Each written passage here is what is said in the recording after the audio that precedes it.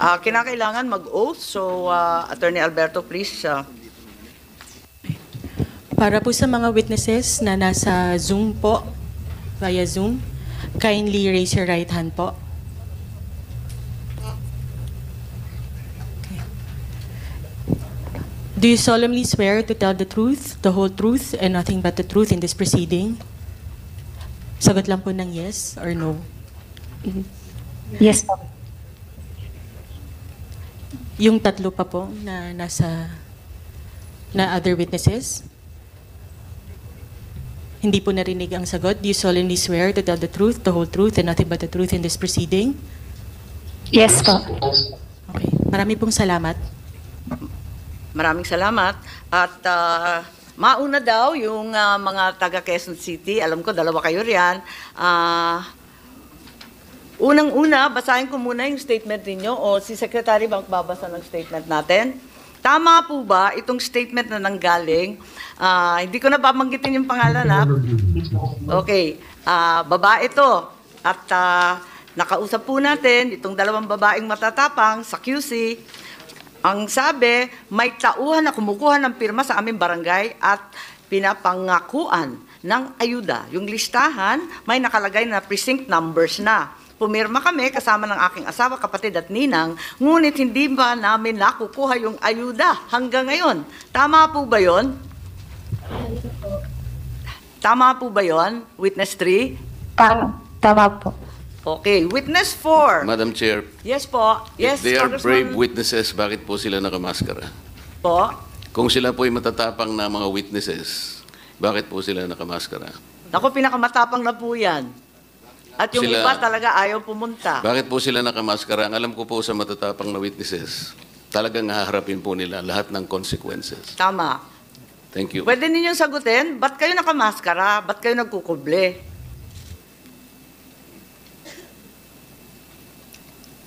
Anong kinatatakutan ninyo? Babalikan kayo? Pwede po. Sino? Sino maghihiganti sa inyo? Yung nagpapalista po sa amin. Yung mga nagpapasign. Sino po yung nagpapasign? Ang sabi ninyo, may mga tauhan. Opisyal ba yun? Hindi po. Taga-barangay? Hindi po. Parang napag-utusan lang. Napag-utusan lang. Eto naman, may isa pang testigo tayo mula rin sa Quezon City. Ang sabi ganito, naganap po yung pagpirma ng mga pangalan noong linggo ng Enero po, sir. Yung listahan ginamit nila, may nakalagay ng mga presinto sa aking nahango sa COMELEC. Sa aming barangay, may nangangalap po ng pirma. Kaso, hindi ko maintindihan kasi English ang gamit na wika. Taga-QC rin po ang nagsabi nito, hindi rin namin inexplain nung naglilibot ano ang laman ng form. Ang sabi, basta pumirma kayo, may ayuda kayo. Alam nyo naman, sir, na pag ayuda ang usapan, talaga agad pumipirma ang kabarangay ko. Pero sa akin po, parang alam po ni Kapitan yung naganap na pagpirma sa barangay namin. Recording stopped. Pwede pong tanungin, alam ni Kapitan yung naganap sa barangay namin. Tama po ba yon? Opo. Yung testigo po natin na isa na taga QC, Opo. alam ng Kapitan ninyo. Paano mo alam na alam ng Kapitan? Kasi galing po sa barangay po yung pinapirmahan po sa amin. Pero yung nagpapapirma yung Kapitan o iba pang tauhan niya? Hindi po. Yung tao po. Pero hindi po yung tauhan ng barangay. Kaya po parang napag-utusan lang po siya. Pinag-utusan na daw siya. Pinag-utusan. Pero alam mo na galing sa barangay. Kaya ka ba natatakot? Kasi galing sa barangay. Tama po ba yun? Pakisagot na lang kay Congressman Marcoleta. Kasi sabi niya, ba't daw kayo nagtatakip? Madam Chair, Natatakot po kami, baka po balikan po kami nung nagpaparma po sa amin. our rules allow, our rules provide that they can protect their... Opo, okay. At si Senator Bato may katanungan din. Thank you, Madam Chair. Hindi po. mga witness, si Senator Bato ito. Opo. Ah, Sige po. ako, magbigay ako sa inyo ng assurance, nakausapin ko yung PNP, just in case takot kayo na may mangyari sa inyong masama. Wala pong mangyari sa inyo. Ipapasecure ko kayo ng Philippine National Police. Baka pwedeng okay lang sa inyo kung pakita yung mukha nyo, pero kung ayaw nyo, walang problema. Pero ako, kung takot kayo sa seguridad ninyo, na baka balikan kayo sa mga politiko na nasa likuran nitong People's Initiative, I can guarantee you, I can talk to the PNP na bigyan kayo ng security. Anyway, yun lang sa akin. Gusto ko lang ipaalam sa kanila na huwag kayong matakot, andyan yung ating police. Yun lang, Mr. Chair. Madam Chair, thank you. Ano po, Madam ganito Chair. na lang po. Okay, naintindihan namin kayo. Alam namin yan. Di ba apat kayo, may karagdagan pa ba yung ating dalawa pang hindi umiimik pa? Tungkol dito sa mga signatures at yung kaba ninyo na matatanggal kayo sa listahan ng ayuda kapag hindi kayo sumang-ayon. Meron ba kayong maidadagdag? Ba't kayo takot na hanggang ngayon di kayo nagpapakita ng mukha eh? Then, Madam Chair, may. SP Subiri, please. Maraming salamat, Madam Chair. Magandang umaga sa inyo lahat. Our rules allow na protection sa ating mga witnesses na hindi naman kailangan nila ilantad kaagad ang kanilang identity because we have whistleblowers. No? Marami po tayong hearings na nasagawa from the Blue Ribbon Committee to the hearing of Senator Bato when they're talking about mga kulto. Talagang nagtatago sila ng identity. For the mere fact na baka naman po ang hahabol sa kanila ay politiko din. Dahil in-establish natin dito ay mga politiko ang nagtutulak nito. Kaya politicians initiative, ika nga sabi ng ibang mga kasama natin.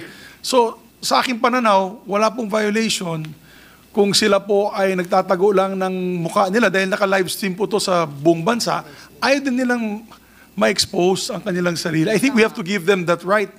And we've been practicing that here in the Senate. Of course, when they give their testimony for legal purposes, lalabas talaga yung mga pangalan at identity nila. But for this, in all intents and purposes, if we want to find out the truth and ferret the truth na hindi po sila matatakot, we should protect their identity at this point in time. Our rules allow it. I do not know the rules of the House of Representatives, but the rules of the Senate allow that their identities may be protected until, of course, the actual factual certification or subpoena and rather affidavits will be issued for our courts, no, for the cases to be filed. So, yun lamang po, Madam Chair, hindi po natin kailangan silang pilitin, no, at this point in time na i-reveal ang kanilang sarili. Kasi kung hindi, maraming matatakot sa mga hearings natin. Walang maglalabas. There's a whistleblower act. So, we can protect them, no? And not only the PNP, the Senate can also extend protection to these witnesses. So, yun lamang po, Madam Chair. Yes, Madam Chair, Yes, Madam sino po Chair. yun? Yes, we I just want to acknowledge know Senator if Villar. you can divulge the district in Quezon City where this happened.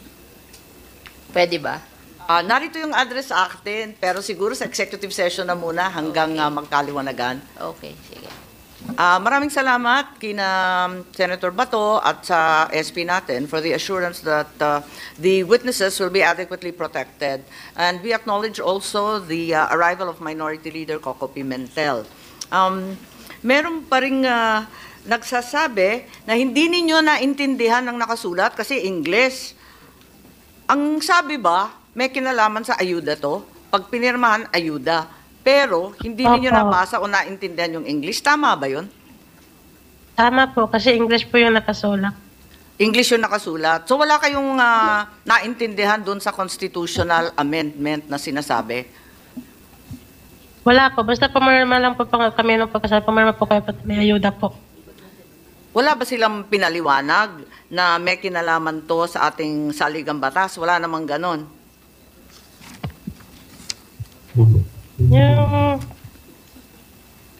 May sinabi ba? Yung paliwanag po sa amin, ano po? May Yung Pero hindi- petition lang po. Ano? Petition po. Kaso di ko po maintindihan eh. Kasi mabilis po yung pagpapaliwanag po nun. Mabilisan lang yung pagpapaliwanag. Anong kinalaman ng ayuda doon? Ano daw sabi? Hindi ko po alam eh. Kasi basta pagkapirma po namin, may present number po, tapos ayuda daw po eh. Binigyan ba kayo ng pera pagkatapos, Wala po. pero may pangako? Pangako lang po, abot po sa ayuda, pero di po namin alam po kung ano pong ayuda. Nagbigay na ba ng pera mula noon? Wala po. So, Wala nag-iintay pa rin kayo? Opo. Nako, baka na 1, 2, 3 po tayo. Saan daw yung pera manggagaling? Sa syudad, sa congressman, saan daw? Wala po siyang sinabi kung saan pa manggagaling, tsaka wala po sinabi sa amin kung pera po eh. Basta baka may ayuda daw po. Or din niya pa alam kung saan po. Nung narinig ninyo yung ayuda, sige na lang. Opo. Siyempre, sa hirap ng buhay. Okay po. At maraming salamat sa inyo. Kung may maidadagdag pa kayo, pwede naman gumawa ng sinumpaan salaysay. Pero sa ngayon, I would like to call on another witness who's actually here in person. I believe in the hall right now. Madam Chair, Yes, please. abang tinatawag natin, Madam Chair, can I inquire something? Yes, please proceed. Yes. May I know from the chair if Attorney Anthony Abad was invited? And is he Yes. around? Is he Yes. around? He Nag-regret. was invited, but yes, Yung regrets. pangalan niya is very visible doon sa form, yung petition form na pinapakita nila. So, can we insist on inviting him? O Yes. kung ayaw niya mag-attend, ipasampina natin, Madam Chair? Yes, I think we'll have to consider that. But like you said, Senator Bato, his name is very prominently displayed Yes, on the form. he is the face of this brouhaha. So he should present himself. Otherwise, usually itong magiging inquiry natin kung hindi natin makita yung tao na nandoon sa papel, sa form. So can we subpoena this person, Madam Chair? Madam Chair, Yes, Congressman Marcoleta, please. I am happy that Senator Bato raised this question because That's right. this is the gist of the entire inquiry. Attorney Anthony A. Abad appears to be the proponent of this initiative. Kagaya po ng sinabi ninyo, Senator, bigyan ng katauhan ang nagpasimuno nitong Politicians Initiative. Earlier, Madam Chair, the House of Representatives, sila po ang nagiging parang kontrabida dito. I am not representing the House of Representatives today. I was personally invited by the beautiful chairman to appear in this committee. But, as a member, hindi po nyo may aalis sa akin na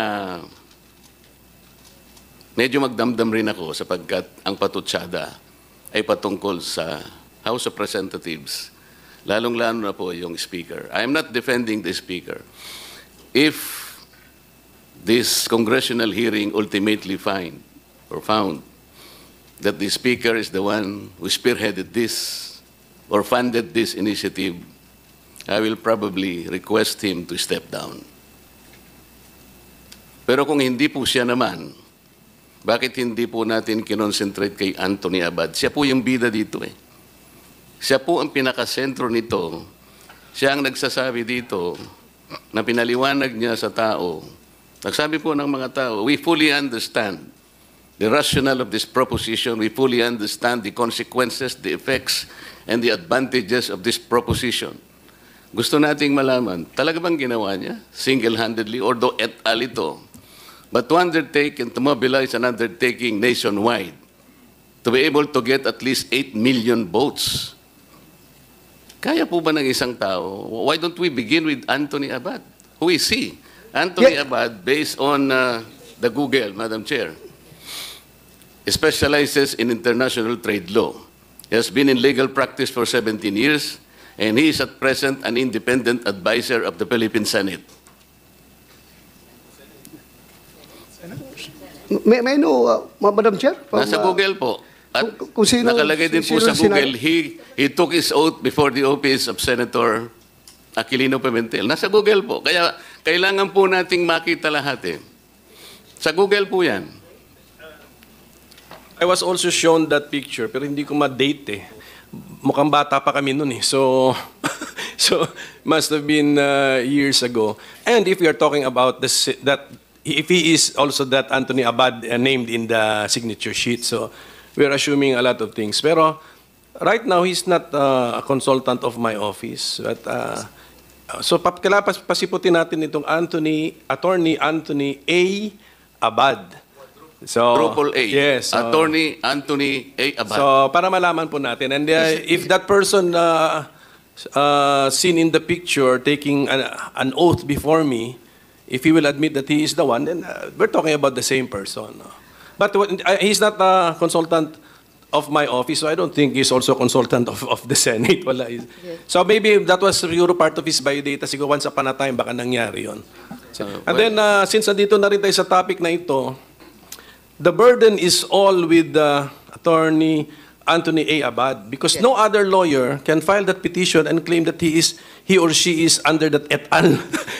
Hindi po pwede yun. So it's only if the signatures are genuine and real and then freely given, it is only this attorney, Anthony A. Abad, whom they have authorized to file the petition. No person, no lawyer can claim to be et al. Kasi hindi siya pinangalanan. So that's my theory. Kaya I agree with Congressman Marcoleta, we really have to identify who is. Pero medyo common name kasi yan, there might be more than one Anthony A. Abad who happens also to be a lawyer. So Yes, we need to Senator, look for but this person.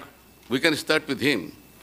Yes, This is an A4 sheet of paper. that's right. 10 signatories per sheet. If Anthony Abad is out to get 8 million votes to satisfy the threshold of 8 million, this is the requisite of the People's Initiative, he will need 800,000 pieces of this A sheet. Nakita ko po yung nakakuha ko ng isang ream nito. This paper was imported from Indonesia. This is 70 GSM. I want to ask Anthony Abad, kinuwenta ko po kung magkano siguro about 1,500 something reams. 500,000 pesos, ito pala mong papel. Ipiprint mo ito, palagay mo na lang 2 piso. 800,000 seats, that 1.6 million plus 500, that's about 2 million. Saan niya kinuha ni Anthony Abad? Maybe we can ask questions directly from this guy. Hindi yung mga nakatakip ang mukha. They're so brave enough not to be able to expose their faces in the public. I'm sorry, Mr. Senate President, but I read your rules on evidence. If the substantive rights of people affected in this hearing, they should also be protected. How can we, for example, confront the accusers if they are all masked? Hindi po ganito. I am not defending the Speaker of the House of Representatives. I will repeat this. If this investigation will find out na siya po ang nagpondo, I will politely ask him to step down. Pero alimbawa po kung ito'y ginawa ni Anthony Abad out of exasperation, out of frustration, because I think for the longest time, the House of Representatives have been inviting the Senate to meet with us on a constituent assembly, and the Senate repeatedly refused us. This is on record, Madam Chair. Kahit kailan po hindi natin magagampanan, hindi natin magagamit yung isang modality to change the Constitution, which is the Constituent Assembly. Every time an invitation is issued to the Senate by the House, ang answer po, deadma. Deadma. So kailan po natin gagamitin ng Constituent Assembly? We cannot. It's impossible. Sa sinasabi ng Senate, well, ang dami pong Okay, bago kami makipag-meet sa inyo, you will have to agree that separate voting. Ganun po palagang nangyayari. Ito po ang nangyayari. Ako po matagal na sa Congress. Kung hindi ako nagkakamali, Madam Chair, panahon pa po ni Speaker Belmonte, pinag-iisipan na natin to. Restrictive economic provisions, blah, blah, blah, blah, blah, blah. But we never agree just to meet. Alam po ninyo, Madam Chair, ang pinag-uusap, mag-meet lang po tayo. Tsaka na po natin pag-uusapan kung yung 3/4 is voting separately or not. Yes, Madam Chair. Pero Yes, wala I po think, tayo. Tama observation ni Attorney Marcoleta, but that cannot be forced. If the Senate does not want to amend the Constitution through a constituent assembly, the House cannot force it. Ganun lang po yun, as simple as that. So therefore, No one is forcing, Senator. precisely. So, there should be no complaint kasi we are two autonomous bodies. Ayaw nung isa makimit sa Constituent Assembly. The So, complaint arises from the fact that you do not want to meet with us. So Madam ang Chair. question, how can we make use of that particular Yes, modality?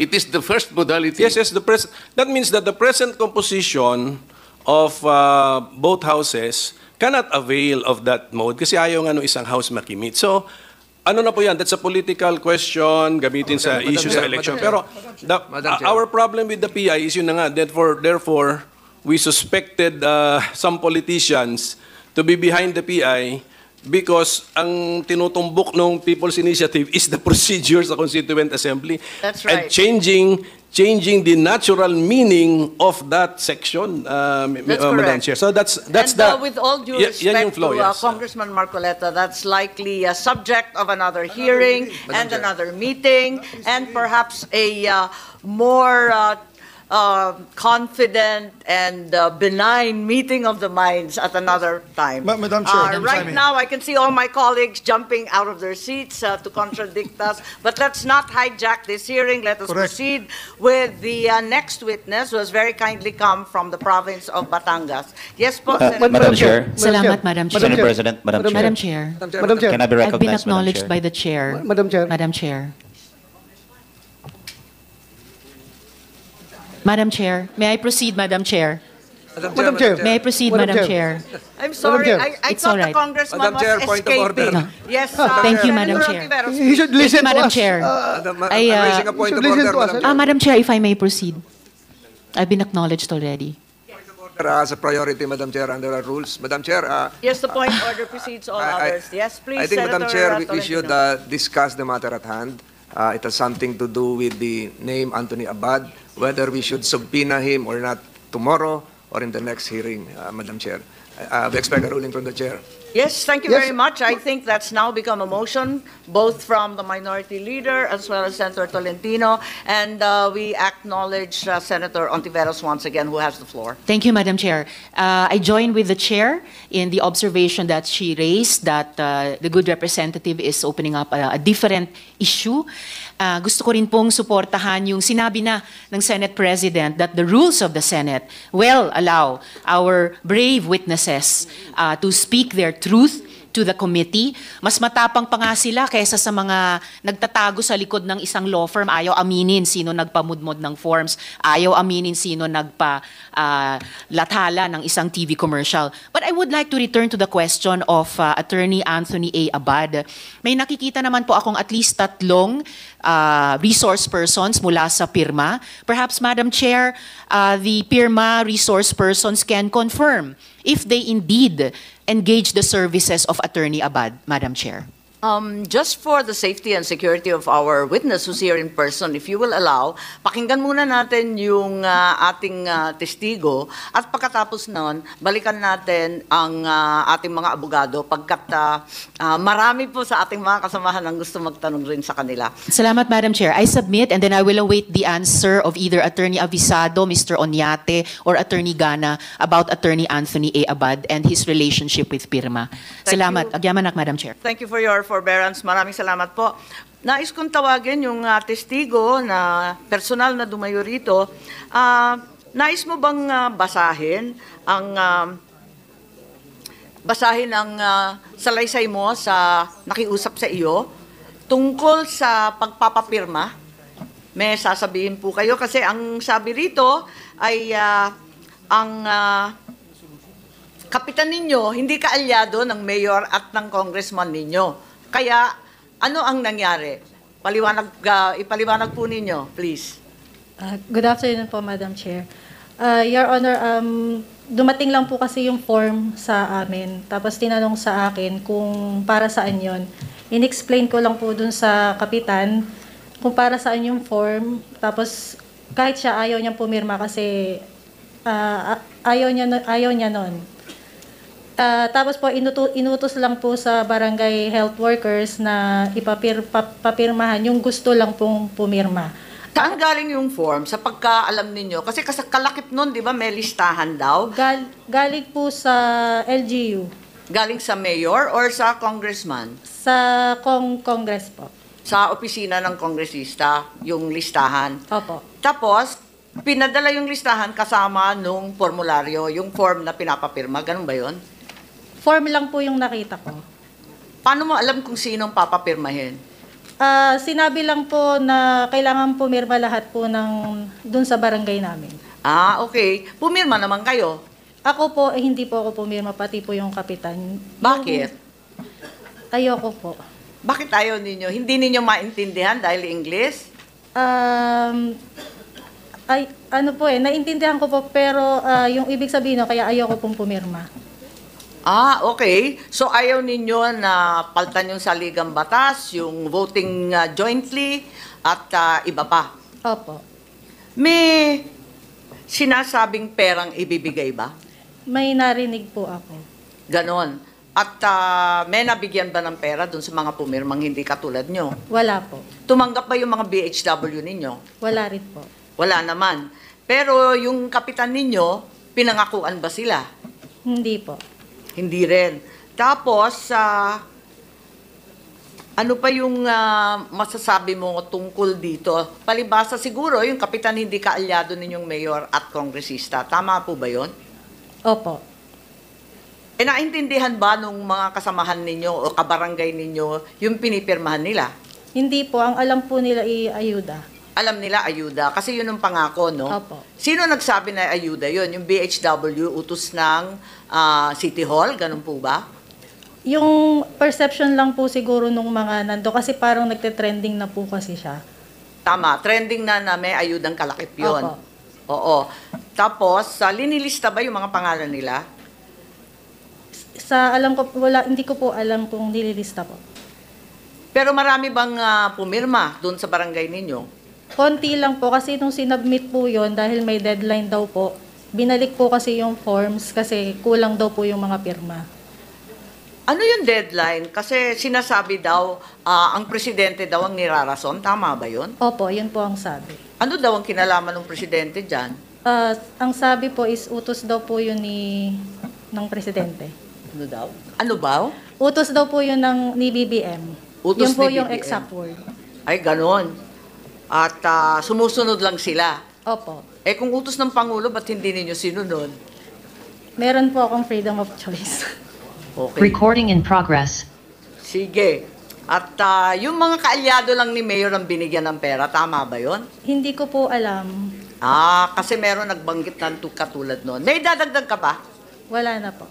Bakit ka takot? Ba't ka nagtatakip ng mukha katulad ng sinabi ni Congressman Marcoleta? Babalikan ka ba? Pwede po. Nino? Kasi po, hindi ko po masabi dito kasi matitrace po nila ako pag sinabi ko po yung dahilan. Ganon. Pero opisyal, Opo.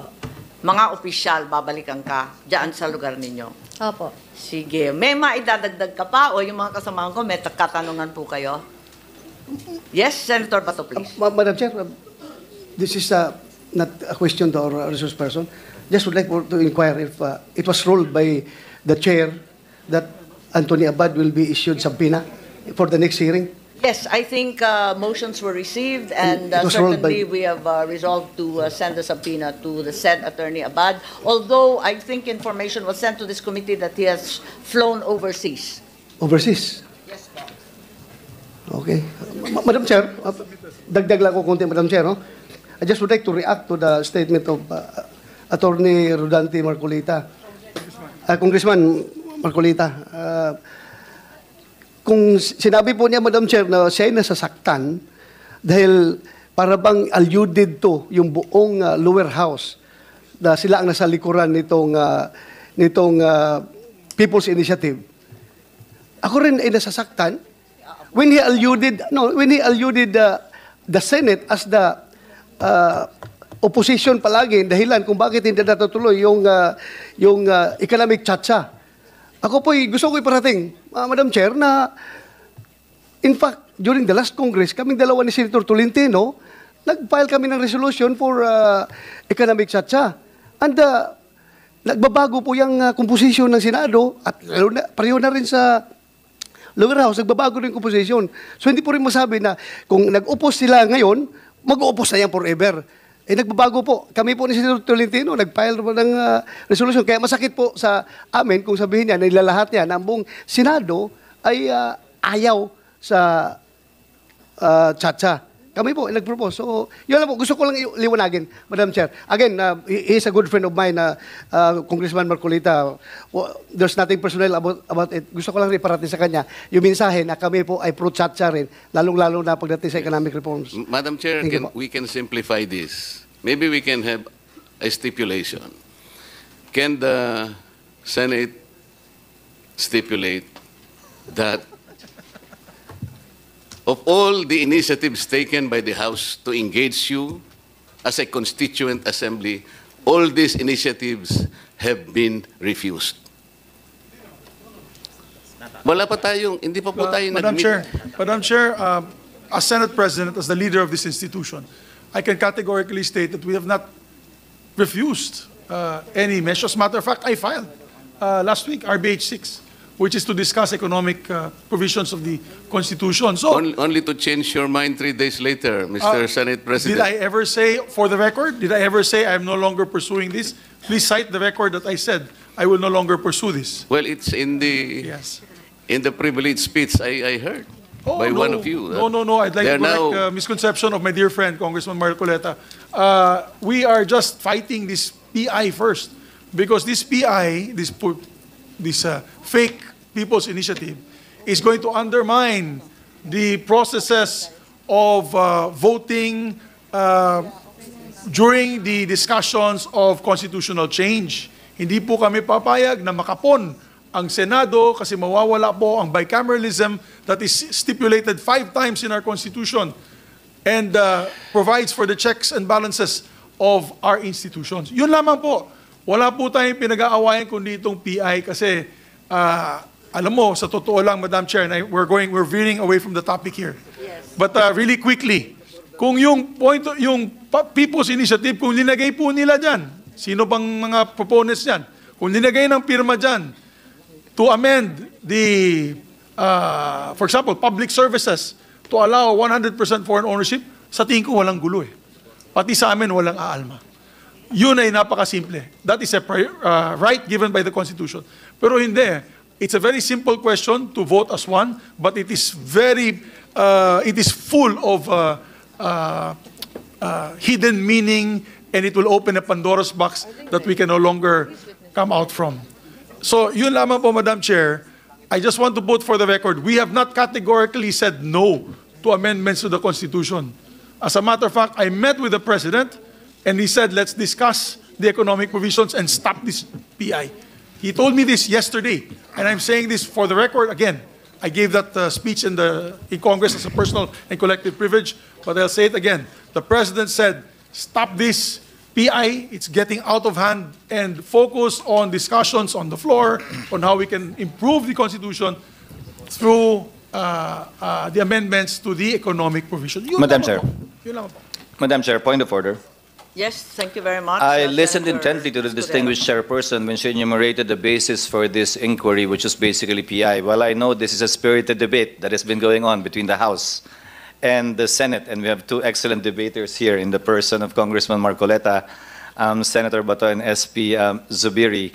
This will have its proper time at another inquiry and meeting so that we can focus on the witness and also our numerous resource persons who took the time out to be with us this morning. With the indulgence, of course, of my dear colleague and friend, Congressman Marcoleta. I agree, Madam Chair. So, ang tinatanong ko lang po na kung meron tayong ma-stipulate, sapagkat totoo naman hindi pa tayo nag-meet as a constituent assembly. That is a fact.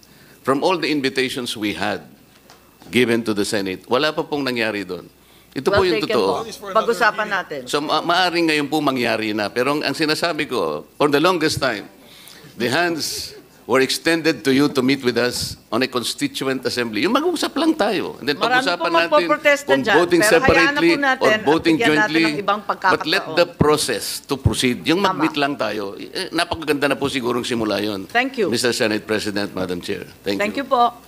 Thank you, Congressman Marcoleta. Well taken. We will certainly consider that at the earliest possible opportunity. In the meantime, if you will allow me to proceed to the witness na nakapag-oath nung nasa kabilang kwarto, eto nga, may idadagdag ka pa. Sabi mo, ang ginagamit na pangalan yung Pangulo, na laging sinasabi ang utos ng Pangulo.